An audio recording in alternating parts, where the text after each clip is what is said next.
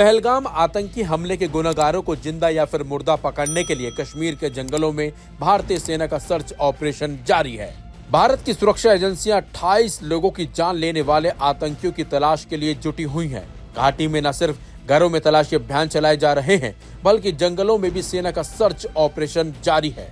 दूसरी तरफ देश में आतंकियों के साथ साथ पाकिस्तान के खिलाफ तगड़ा एक्शन किए जाने की मांग उठने लगी है, तो वहीं देश उस वक्त का इंतजार भी कर रहा है जब भारत आतंकवाद को पनाह देने वाले पाकिस्तान पर हमला करेगा और उसे करारा जवाब देगा। इस बीच भारतीय नौसेना ने सोशल मीडिया प्लेटफॉर्म एक्स पर एक पोस्ट किया है। इसमें लिखा है, एकता में शक्ति, उद्देश्यपूर्ण उपस्थिति। नौसेना ने पोस्ट के साथ कई हैशटैग भी लगाए हैं, जैसे कि #mission ready, #anytime anywhere, #anyhow. वहीं दूसरी तरफ भारतीय नौसेना ने स्वदेशी विमान वाहक पोत INS विक्रांत को अरब सागर में तैनात कर दिया है, जो भारत पाकिस्तान के बीच बढ़ते तनाव के बीच एक रणनीतिक संकेत माना जा रहा है। ये तैनाती 22 अप्रैल 2025 को जम्मू कश्मीर के पहलगाम में हुए आतंकी हमले के बाद की गई है। एक्स पर चल रही सैटेलाइट तस्वीरों में विक्रांत को अरब सागर में जाते हुए देखा जा सकता है। तस्वीर 23 अप्रैल की बताई गई है। दरअसल 22 अप्रैल को पहलगाम में हुए आतंकी हमले में 28 पर्यटकों की जान चली गई थी, जबकि 10 से ज्यादा पर्यटक घायल हुए थे। पाकिस्तान में स्थित प्रतिबंधित आतंकवादी संगठन लश्कर-ए-तैयबा के संगठन द रेजिस्टेंस फ्रंट यानी कि TRF ने इस हमले की जिम्मेदारी ली थी, जिसके बाद केंद्र सरकार ने बुलाई गई सर्वदलीय बैठक में कहा था कि जम्मू कश्मीर में हालात सुधर रहे थे, वहां पर्यटन सहित दूसरे कारोबार में तेजी आ रही थी। सब कुछ ठीक चलने के बावजूद पहलगाम में आतंकी हमला होना एक बड़ी चूक थी। तो वहीं अब आतंकवाद को पनाह देने वाले पाकिस्तान को सबक सिखाने के लिए सीधी जंग से इतर गुप्त कार्रवाई पर भी गंभीरता से विचार हो रहा है। इसका स्तर सर्जिकल स्ट्राइक और बालाकोट एयर स्ट्राइक से बड़ा और पाकिस्तान की कल्पना से परे होगा। भारत विश्व समुदाय को इस बात पर राजी कर रहा है कि आतंकवाद के खिलाफ लड़ाई उसका अधिकार है, लिहाजा वो परंपरागत जंग में उलझे बिना अपने अधिकार का उपयोग करेगा। अगर पाकिस्तान भारत के इस कदम को जंग में बदलता है तो भी उसको मुंह तोड़ जवाब दिया जाएगा। इसके लिए सेनाएं यानी कि जो तीनों सेनाएं हैं भारत की, वो एक साथ कार्रवाई भी करेंगी। इसके अलावा भारत सरकार ने पाकिस्तान और भारत में रह रहे पाकिस्तानियों के खिलाफ कड़े कदम उठाए हैं, जिससे लोग काफी भड़के हुए हैं और सरकार के फैसले का विरोध भी कर रहे हैं। जबकि इस हमले के बाद सबसे ज्यादा यहाँ उन लोगों को डर सता रहा है जिनकी रोजी रोटी का एकमात्र जरिया है पर्यटक। जी हाँ, इन लोगों का कहना है कि पर्यटक डरे नहीं, हम उनके साथ हैं, कंधे से कंधा मिलाकर उनके साथ खड़े हैं। सुनिए पहलगाम में जो लोग पर्यटकों पर निर्भर हैं, उनका इस हमले के बाद क्या कुछ कहना है और उन्होंने पर्यटकों से क्या कुछ अपील की है। अब तो यही है कि अब अमरनाथ आने वाला है, तो हम वेलकम करते यात्री आए, हम 2-4 रुपए कमाए। हम ये मुद्दा करते हैं हम कि यात्रा आए, टूरिस्ट भी आए, हम तो उसके साथ कंधे मिला के, वो हम एक ही देश का है, हिंदू मुस्लिम सिख आपस में भाई भाई। हम यही कहते हैं कि एडमिनिस्ट्रेशन गुजारिश करते हैं कि टूरिस्ट को यहाँ पर लाए। हम तो वेलकम करते हैं, हम घुमाने के लिए लाते हैं, जाते भी है, हम खुद जाते हैं। तो ये मुद्दा यात्रा आए और हम 2-4 रुपए कमा, हमारे पास भी घर में माँ बाप बेटे है, उसके लिए रोजी रोटी का मसला होता है।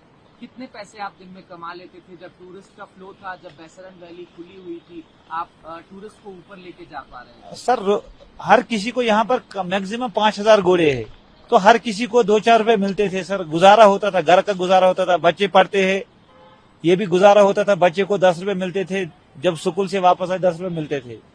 इसलिए गुजारिश है, अब तो कोई ना हम कमाते हैं, घोड़े को भी खाना देना पड़ता है, 3-3 टाइम दिन में देना पड़ता है। किसी उसको भूखा नहीं रख पाएगा सर। ये गाड़ी नहीं एक जगह रुकाएगा, ये कोई मसला नहीं, ये घोड़ा है, इसको 3 टाइम देना पड़ता है, घास चना मक्का ये देना पड़ता है इसको। अब आप क्या अपील करेंगे जो टूरिस्ट डर के माहौल में है, वो पहलगाम नहीं आ रहे हैं, श्रीनगर से वापस लौट जा रहे हैं या फिर कहीं और जा रहे हैं, उनसे आप क्या कहना चाहेंगे? हम यही कहते हैं सर, आपकी मुद्दा से यही कहते हैं कि टूरिस्ट यहाँ पर आए, फिर से जैसे पहले आते थे वैसे आए। हम वेलकम करते, अगेन वेलकम करते हैं कि आप आए, यहाँ कोई मसला आप कोई है नहीं, यहाँ पर जैसे आप घूमने के लिए आते वैसे घूमने के लिए आए। यहाँ पर जो छोटे लोग हैं, जो मीडियम क्लास के लोग हैं, कहीं ना कहीं वो घोड़े और खच्चर चलाने में ज्यादा है, क्या उनके पास कोई और काम नहीं है इसके सर अलावा? यहाँ पर एक्चुअली एक काम तो यहाँ बहुत है, लेकिन गाड़ी का मसला यहाँ पर उतना गुजारा नहीं। हम 50,000 तक घोड़ा खरीद सकते हैं, तो यहाँ 14 लाख की गाड़ी और वहां से 14 लाख, हम तो 50,000 गुजारा नहीं कर सकते। 14 लाख की गाड़ी कहाँ से हम लेके आए, यही मसला यहाँ पर। इसलिए घोड़े ज्यादा चलाते हैं, क्योंकि यहाँ पर गरीब लोग ज्यादा है, मीडियम क्लास के लोग ज्यादा है। घोड़े वाले मीडियम क्लास के लोग हैं यहाँ पे। 30,000 40,000 गुजारा कर सकते हैं, साल में उतना ही कमा सकते हैं, फिर कितना कर पाएगा हम। हम तो वेलकम करते हैं यात्रियों को सर, तहे दिल से सर। जो होना था उसमें बहुत अफसोस है सर, क्योंकि हम तो डिपेंड है सभी टूरिज्म पे ही सर। जितने भी यहाँ घोड़े वाले आप दिख रहे हैं, सबका रोजगार इसी पे चल रहा है सर। कि जो बाहर से आते हैं, हम लोग कमाते हैं, हमारा घर इसी पे चलता है सर। दूसरा तो यहाँ रोजगार कुछ भी नहीं है सर। और जो ऊपर हुआ उसका तो बहुत अफसोस है सर, क्योंकि ये नहीं होना था। इससे अच्छे तो अगर यहाँ लोकल पे हो जाता तो वो ठीक हो जाता सर, लेकिन टूरिस्ट पे नहीं सर। टूरिस्ट हमारे घर चलाते हैं यहाँ पे सर। वो समझो हमारे टूरिस्ट नहीं, वो हमारे घर के मेंबर्स है सर। आप लोग जब पहलगाम में रहे हैं, हर जगह उनकी एक्सेस थी, तो दिन में कितने यात्री आते थे और आपकी कितनी कमाई हो जाती थी इससे? दिन में तो बहुत यात्री आती थी, हजारों में यात्री आती थी सर। हम तो यहाँ से लेकर अमरनाथ के लिए यात्री ले जाते थे सर। दिन में तो कम से कम समझो ये गवर्नमेंट के हिसाब से, जो गवर्नमेंट ये रेट फिक्स करता है उसी के हिसाब से हम भी चलते हैं सर। क्योंकि वहाँ प्रीपेड काउंटर चलते हैं सर, वहाँ ऐसे रेट नहीं कर सकते सर। जो प्रीपेड काउंटर पर रेट हो जाएगा उसी रेट पे जाते हैं सर, किसी को एक्स्ट्रा चार्जेस नहीं लेते सर। जो गवर्नमेंट ने फिक्स रेट किया उसी रेट पे चलते हैं सर। घुड़सवारी के अलावा या फिर घोड़े चलाने के अलावा आप कोई और काम भी करते हैं? कुछ भी नहीं सर, कुछ भी काम नहीं सर। यहाँ तो दूसरा कोई भी रोजगार है नहीं सर, क्योंकि यहाँ पर तो पहले से कंस्ट्रक्शन क्लोज है सर। मजदूरी तो कंस्ट्रक्शन पे ही कर सकते हैं, वो तो यहाँ पर नहीं कर सकते सर। बाकी तो यहाँ घोड़े पे ही है सर। जो भी यहाँ पहलगाम में जितने भी लोग हैं वो सभी घोड़े पे ही है सर, टूरिज्म पे ही है सर। अब तो अमरनाथ यात्रा शुरू होने वाली है, अगर यात्री डरेंगे तो अमरनाथ यात्री भी कम आएंगे, क्योंकि पहलगाम से होकर के ही अमरनाथ की यात्रा यहाँ जाती है। यहाँ से ही सर। क्या कुछ कहना चाहेंगे जो लोग अब अमरनाथ की यात्रा करने का मन बना रहे हैं? हम तो उनको वेलकम करते हैं दिल से सर। उनको बोलते हैं आप कश्मीर आ जाओ सर, यात्री के लिए आ जाओ सर। हम उनके लिए खड़े हैं, आप डरे मत, आप कश्मीर आ जाइए। जैसे हम इससे पहले उनके साथ थे, आज भी उनके साथ वैसे ही है सर। जैसे हम घर के मेंबर्स के साथ रहते हैं, उनके साथ भी हम वैसे ही है सर। हम उनका वेलकम करते हैं, आप पहलगाम आ जाइए सर, यात्रा करने के लिए आ जाइए। जो आप सबको पता है, यहाँ पे जो इंसिडेंट हुआ है उसको हम कड़ी से कड़ी मजम्मत करते हैं। उस चीज से हम सारे लोग मिलके मजम्मत करते हैं। जैसे कि आप लोगों ने देखा भी होगा कि हमने बहुत बड़ा प्रोटेस्ट किया है कल यहाँ पे इस इंसिडेंट के बारे में। हम चाहते हैं ऐसा इंसिडेंट हो ही नहीं पूरे कश्मीर में, क्योंकि यहाँ पे जो पूरा कश्मीर है 99% डिपेंड ऑन टूरिज्म है।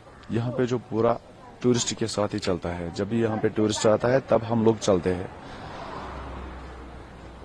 तो जो ये इंसिडेंट हुआ है, हमने कोशिश की है, वहां पे जो डरे हुए लोग थे जो वहां से दौड़ दौड़ के आ रहे थे, सबसे पहले हमने उनको रेस्क्यू किया है। उसके साथ साथ हमने जो हमारे घोड़े वाले भटक गए थे उनको रेस्क्यू किया है। सब लोग डरे हुए थे तो सबको रेस्क्यू किया है कम से कम रात के 8 बजे तक। उसके बाद में जितने भी यहाँ पे मतलब पॉपुलेशन है, सारे परेशान हैं। सब लोग परेशान है, करे तो करे क्या। आखिर जो ये पहलगाम है, यहाँ पे सारे लोग टूरिस्ट के साथ ही गुजारा करते हैं। दिन में कमाते और शाम को खाते हैं।